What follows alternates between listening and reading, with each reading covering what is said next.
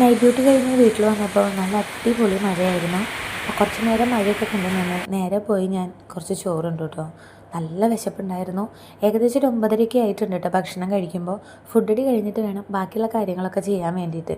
ഫുഡടി കഴിഞ്ഞ് വീടിൻ്റെ അകവും കാര്യങ്ങളൊക്കെ കുറച്ചൊക്കെ ഒതുക്കാനും പറക്കാനൊക്കെ ഉണ്ടായിരുന്നു. വന്ന് കയറുമ്പോൾ തന്നെ വീടിൻ്റെ മേശയുടെ പരിവന്തി ഇതുപോലെയായിരുന്നു കേട്ടോ.